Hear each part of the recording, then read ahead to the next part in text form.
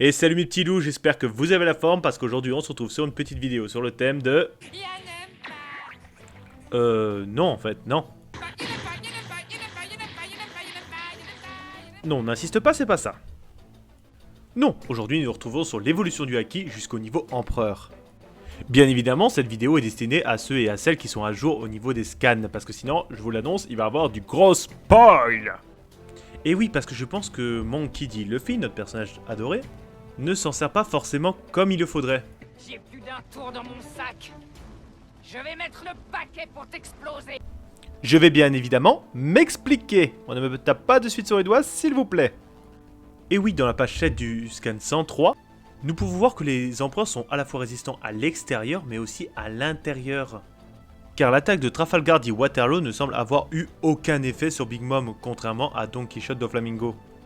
C'est pour ça que je pense que le haki peut se développer au point de protéger à la fois l'intérieur et l'extérieur de l'utilisateur, tout naturellement. Et pour cela, je pense que Monkey D. Luffy doit penser à utiliser le haki d'une façon complètement différente, un peu comme dans My Hero Academia. Est-ce que vous voyez là où je veux en venir? Non? Bah regardez ce petit extrait. Mes rebonds, il faut que je concentre ma force de manière égale dans mes membres. Mais si je rate le timing, je vais encore me retrouver avec des os cassés. Et maintenant, est-ce que vous avez compris où je voulais en venir? Je pense qu'il utilise son haki au maximum à certains endroits dont il a besoin, que ce soit aussi bien pour attaquer comme pour se défendre, mais qui laisse le reste de son corps plus vulnérable, contrairement à celui des empereurs qui a un haki activé constamment sur tout leur corps.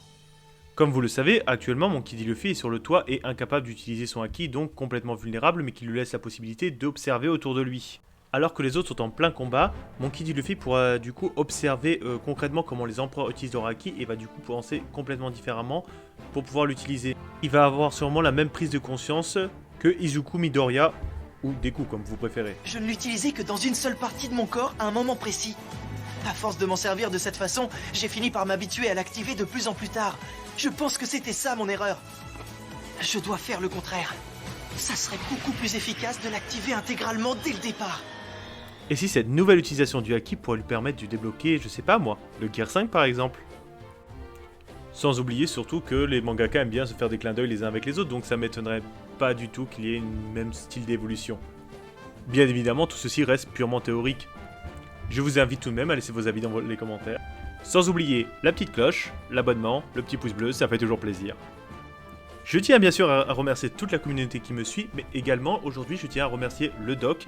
Alors peut-être qu'il va pas trop comprendre pourquoi je le remercie, mais c'est parce que c'est vrai que c'est une théorie que je pensais, mais que je ne comptais pas forcément partager parce que j'ai plein d'autres idées théories qui vont bientôt venir sur la chaîne. Mais il a fait un direct live il y a pas longtemps sur sa chaîne. Et ce qu'il a dit m'a poussé quand même à faire cette petite vidéo afin de partager avec vous ma théorie sur le sujet. Cette vidéo est à présent terminée, je vous souhaite une agréable journée et... C'est qu'il ne lâche pas l'affaire ce bougre. Sangoku, occupe-toi de ce monstre.